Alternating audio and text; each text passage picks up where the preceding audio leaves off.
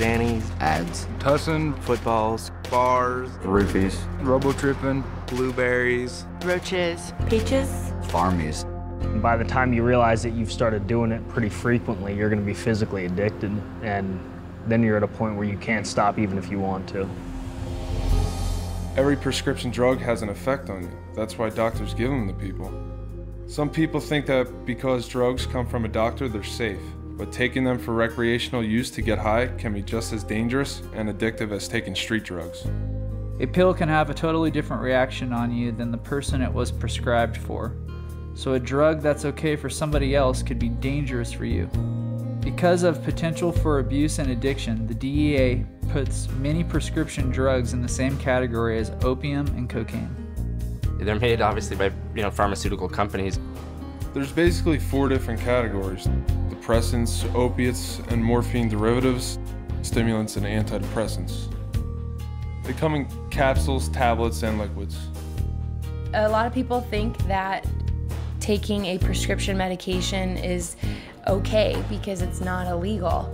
But the truth is that taking a prescription drug or giving a prescription drug is a form of using drugs or drug dealing.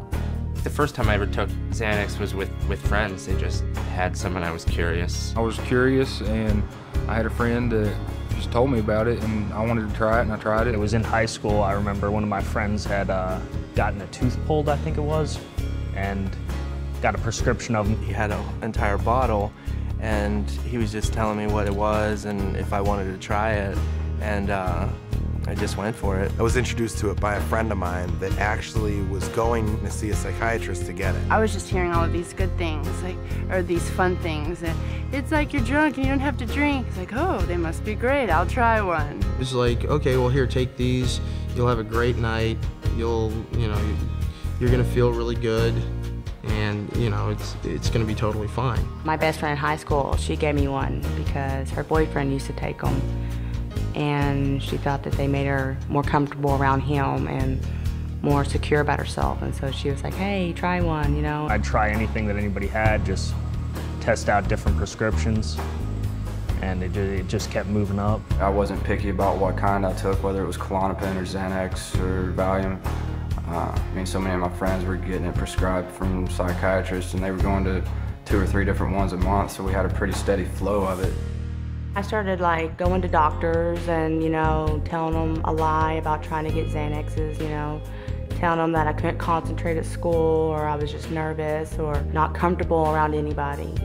Then I would start getting prescriptions. Being that they're prescribed, it was easy to justify to myself that I was probably the kind of guy who needed this kind of thing, and it was okay. At school, I didn't really remember the day, or it made the day go by really quickly. So I got them as often as I could, and I took them as often as I could. They tend to blur reality quite a bit, and the days sort of run into one another. Days turn into weeks, that turn into months, so you don't realize it just sort of slips away from you. Because I wasn't experiencing anything that I cared about in life. I didn't have any feelings. I didn't have any emotions. Kind of lulled myself into a false sense of security, feeling like I was getting away with stuff, even though I'd still have to deal with it when I came down. You're constantly high, so you're not yourself. You're not the person that anyone in your life knew you as. You're some stranger to them, and you're mean. I would steal from my mom. I would steal from my brother. I would act out at family functions. I'd make a fool of myself. I would embarrass them. I would tell them things that I didn't mean, be very hateful. And it got to the point where my family kicked me out of the house and weren't willing to have me around when I was taking it because of how violent I would get. Within 24 hours, you're starting to come down and you crash off of it. Feeling like the worst case of the flu, can't move, can't think, just don't feel like yourself at all. Feel yourself starting to get depressed, being just less happy with everything around you. I was very depressed. My panic attacks and anxiety was at a very high point. I would be very emotional. I would start crying, angry. When you're in that position, when you're feeling really physically ill and you know that you can get rid of it, it can be gone in 20 minutes. It's just all too easy to reach over and grab some more. By the time somebody's been addicted for so long, they don't have enough strength left in them to actually try and do that, so it's just easier to stay high. I would black out, and you're like, okay, what happened for the last 2 days? You'd piece things together, and you couldn't remember it one bit, totally black. When I would black out, I was completely awake, but I have no recollection of what happened. On my way home from the party, I got into 3 different car accidents because I was blacked out and I had no idea what I was doing. Got to my mom's house and the cops were coming. I knew they were coming.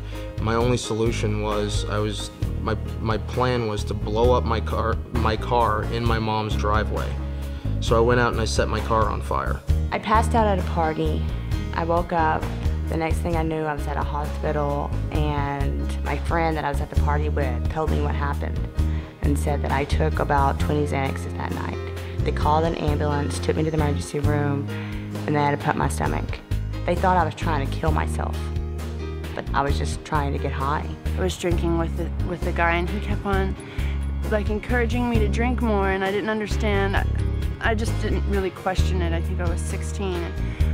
And then about a few hours later, I woke up in his bed and we were having sex, and I started crying and I pushed him off of me. I don't know how he thought that was okay. I don't know how I didn't say no. I don't remember, so I assume that I did, but maybe I didn't. Like you just don't know. When you use Rohypnol and you're forgetting everything, you have no idea what you really did. A guy that I used to know is on death row now in Arizona because he was on Rohypnol. He took a lot of them and ended up killing somebody. A buddy of mine continued to go in and out of the bathroom using Ritalin, and he managed to put himself in a state of unconsciousness and jump off a 6-story balcony, and when he hit the ground, he was immediately dead. I nodded out in a bedroom and woke up to find my friend. He was laid out on the floor. He had overdosed and passed away. He'd been laying there for 2 days. And my friend, this other girl, she was sitting in a chair right where I'd left her, slumped over, blue. I actually had to crawl over 2 dead friends to get out the door. Even when you come off of it, you're still cloudy in a way. Can't comprehend, short-term memory loss. Things don't seem to be as clear in my mind. Things don't seem to connect as quickly in my mind. I don't remember any of the times that I was blacked out. Everything that I know from when I was blacked out comes from third party, so there's definitely chunks of my life that I'm missing, and I don't know that I'll ever get them back. There's weeks of time that I have no idea, what was going on. The people who want you to buy these drugs don't care. They really don't care about what happens to you. They want the money, and that's really what it comes down to. Otherwise, they just wouldn't do it. They wouldn't make it sound so good. They wouldn't make it sound so interesting. They wouldn't make it sound like this thing that it's gonna be this one-time fun thing. If I knew what the side effects and the consequences, and if I knew that I was going to be the way I was, I mean, there would be no way that I would have ever taken Xanaxes, because still to this day, I have a lot of regrets. The biggest danger of it is seriously the word of mouth. People talk about it and always talk good about it because they think it's okay, it's not going to hurt you. But it's just as hard on you as a cocaine would be. Eventually it gets to where it grabs hold of you and sucks you in. Just because it's readily available, or just because you can get it from your doctor, or just because your mom has it in the medicine cabinet or whatever, doesn't make it okay, and it doesn't mean that it's safe. I remember when I was little, you got TV saying just say no. I'm like, okay, just say no, whatever. But nobody ever says this is gonna kill you. This is gonna take your life away. This is gonna make your family hate you. It's gonna make your girlfriend hate you. It's gonna make life a living hell. I probably would have listened to him.